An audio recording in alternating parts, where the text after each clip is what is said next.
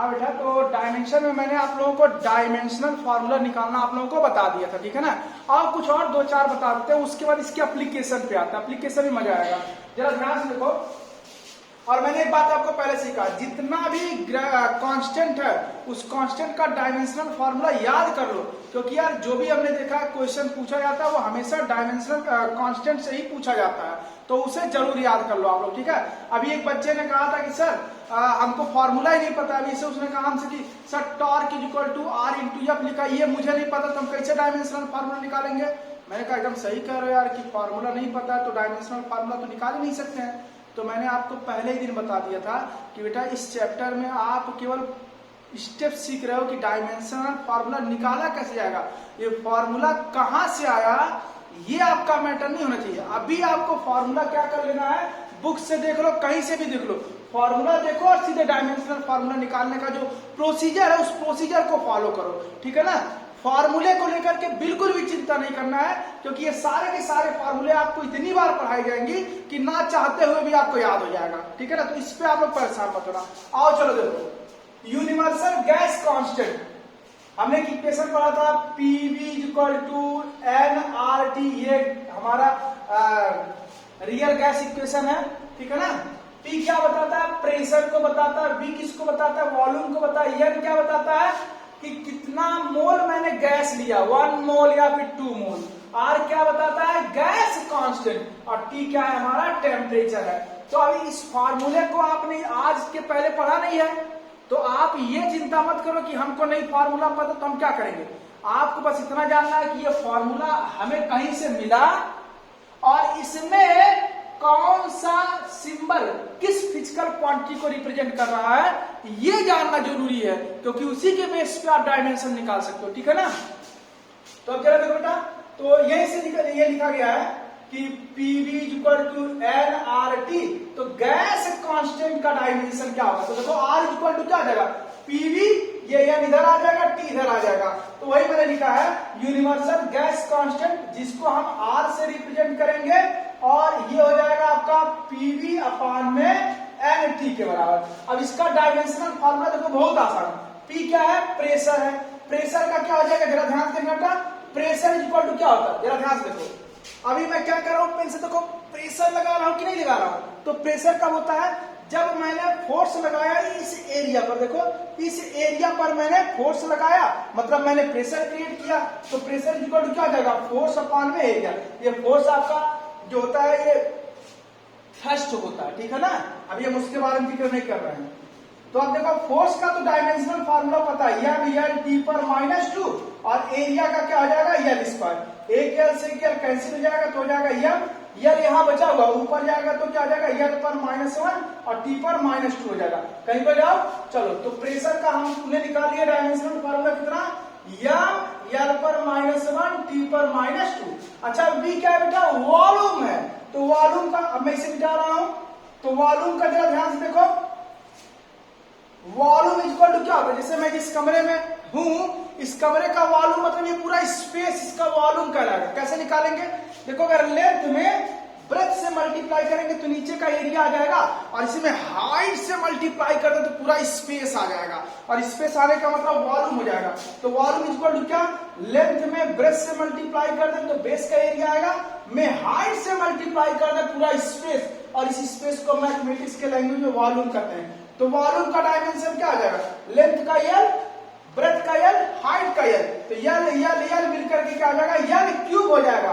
तो वॉल्यूम का डायमेंशन में यहां लिखता हूं क्या आ जाएगा, एल क्यूब हो जाएगा अपान में एन हमारा क्या है, एन बता रहा है नंबर ऑफ मोल, 1 मोल, 2 मोल, 3 मोल, कितना मोल, और मोल जो होता है वो बताता है नंबर ऑफ मॉलिक्यूल या नंबर ऑफ एटम। तो नंबर का तो कोई डायमेंशनल फार्मूला नहीं होता है, मतलब एन का कोई डायमेंशनल फार्मूला नहीं होगा। टी क्या है आपका, एब्सोल्यूट टेम्परेचर है, और टेम्परेचर का डायमेंशनल फार्मूला हमने क्या बताया था, के लिखेंगे। अब जरा देखो बड़े आराम से हम क्या कर सकते हैं, आर का डायमेंशनल फार्मूला हमने निकाल लिया। आर क्या है, यूनिवर्सल गैस कांस्टेंट का डायमेंशनल फार्मूला क्या हो गया, जरा देखो बेटा, एम केवल एक ही बार आया है, यल यहाँ पर -1 है, यहाँ पर 3 है, तो 3 में -1 ऐड करेंगे तो केवल 2 बचेगा और t पर -2 यहाँ पर है और ये देखो k है ऊपर जाएगा तो क्या हो जाएगा k पर -1 हो जाएगा। तो ये हमने किसका यूनिवर्सल गैस कांस्टेंट का डायमेंशनल फार्मूला निकाल लिया। अब जरा देखो बेटा बोल्ट्जमान कांस्टेंट, बोल्ट्जमान कांस्टेंट अब ये क्या होता है अभी इस चैप्टर में जानने की जरूरत नहीं है, जब आपको हीट एनर्जी पढ़ाया जाएगा तो वहां पर बताया जाएगा, ठीक है ना। बट अभी जानो कि बोल्ट्जमान का हमें डायमेंशन निकाला तो उसका फॉर्मूला हमें पता होना चाहिए।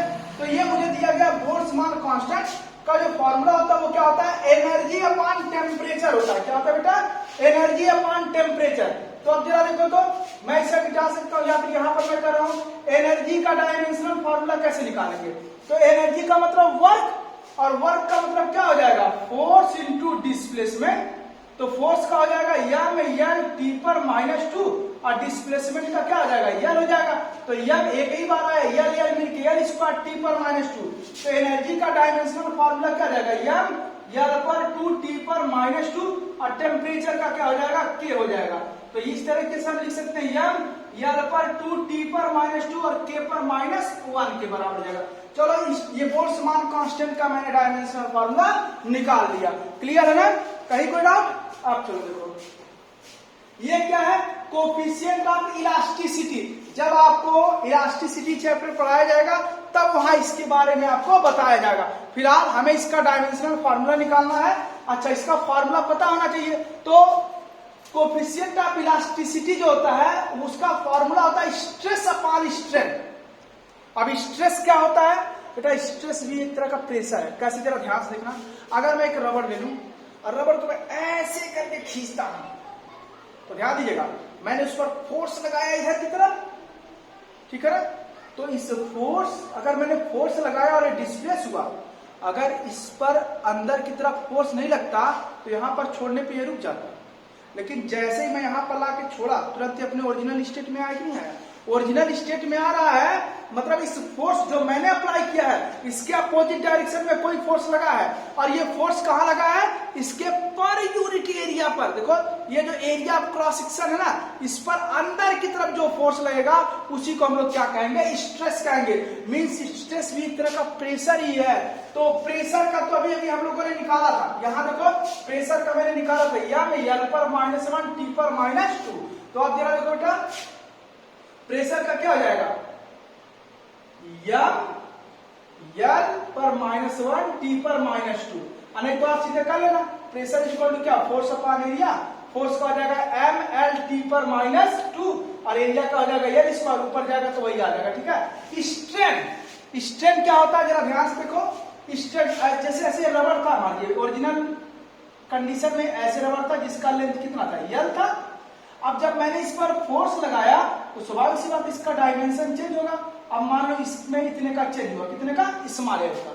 तो स्ट्रेन क्या करता है कि कितने का चेंज हुआ उसके डायमेंशन में with respect to initial dimension.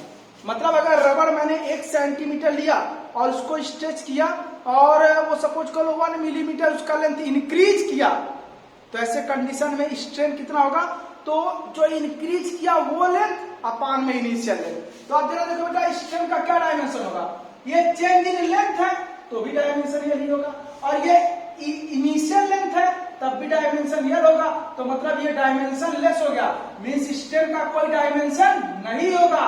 नहीं होगा तो क्या लिखेंगे, m पर 0, l पर 0, t पर 0। तो एक तरह से कोफिशिएंट ऑफ इलास्टिसिटी का डायमेंशनल फार्मूला आ गया m l पर -1 t पर -2। बात समझ में आ गया कि नहीं आ गया।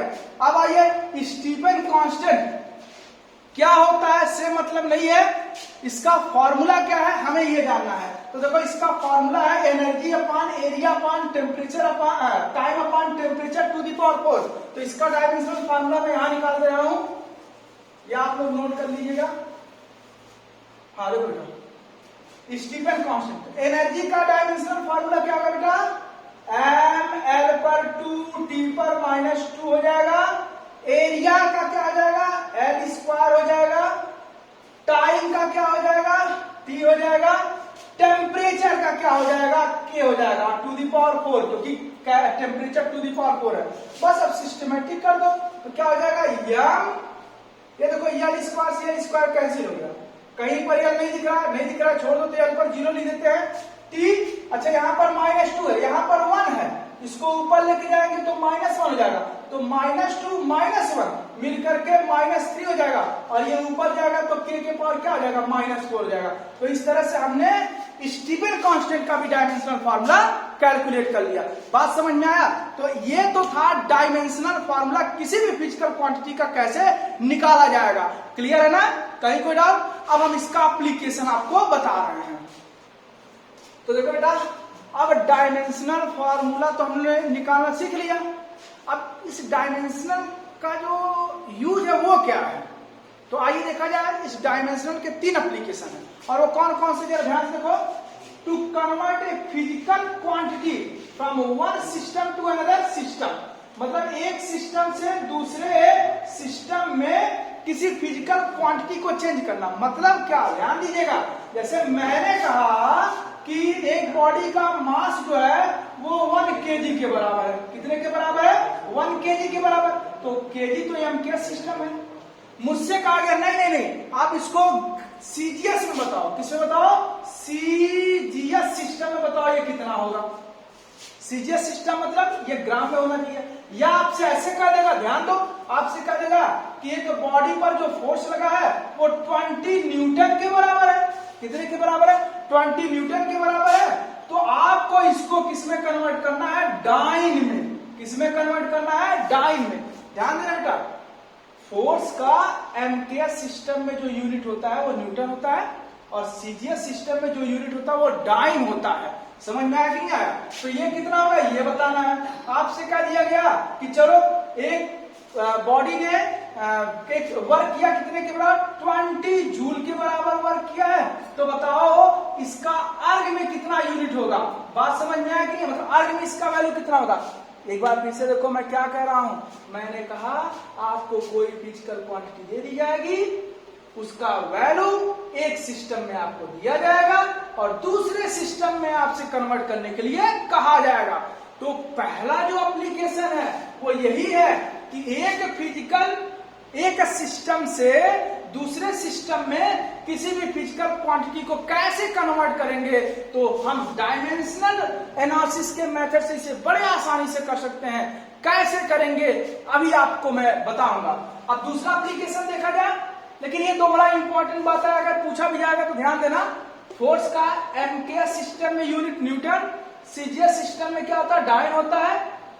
वर्क का एमकेएस सिस्टम में जो यूनिट होता है वो जूल होता है, सीजीएस सिस्टम में क्या होता है? अर्ग होता है। ठीक है बेटा, अब आइए, ये क्या है? To check the correctness of a given physical relation.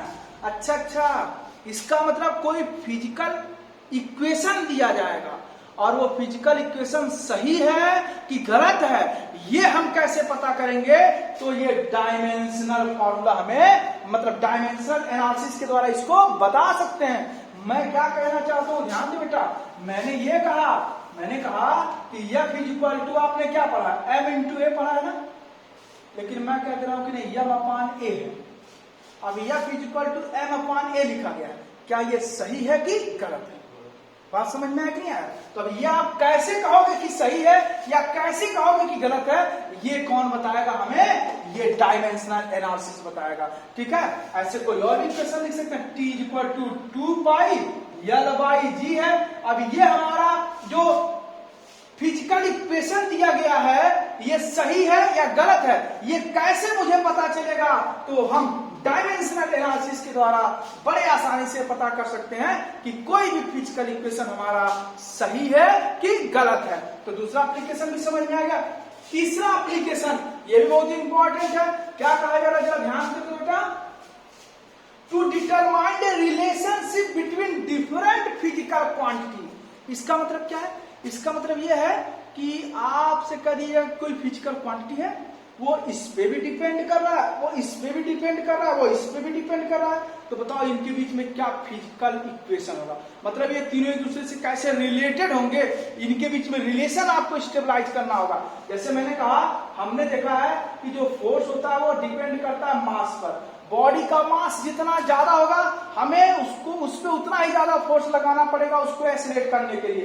दूसरी बात, फोर्स इस बात पर भी डिपेंड करता है कि उसका एक्सेलरेशन क्या है। जो बॉडी पर हमने फोर्स लगाया उसका एक्सेलरेशन क्या है। आप ज्यादा चाहते हो कि आप कम चाहते हो?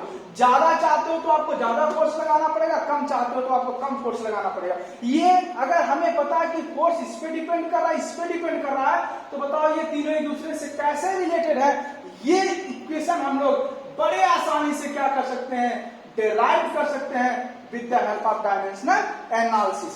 समझ में आया कि नहीं आया? कहीं पे डाउट? ऐसे क्वेश्चन और भी मैं समझा दे रहा हूं।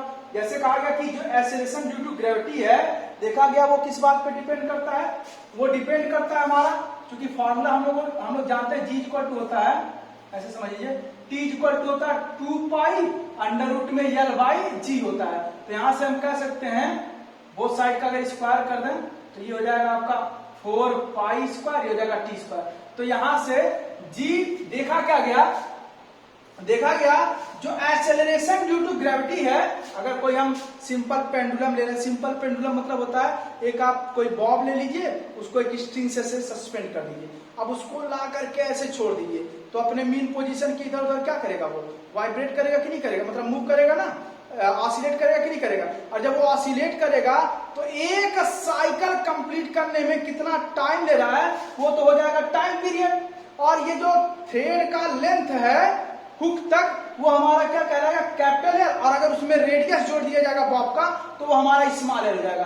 तो देखा क्या गया कि ये एक्सेलरेशन ड्यू टू ग्रेविटी जो जी है वो इस बात पर डिपेंड करता है कि टाइम पीरियड क्या है, वो इस बात पर भी डिपेंड करता है कि वो जो थ्रेड दिया गया उसका लेंथ क्या है। तो अगर ये पता है तो ऐसे सिचुएशन में ये तीनों एक दूसरे से कैसे रिलेटेड होंगे, ये फॉर्मूला भी हम किसके द्वारा, डायमेंशनल एनालिसिस के द्वारा बड़े आसानी से क्या कर सकते हैं, कैलकुलेट कर सकते हैं। तो ये 3 तरीके हैं, जरा ध्यान से देखना बेटा।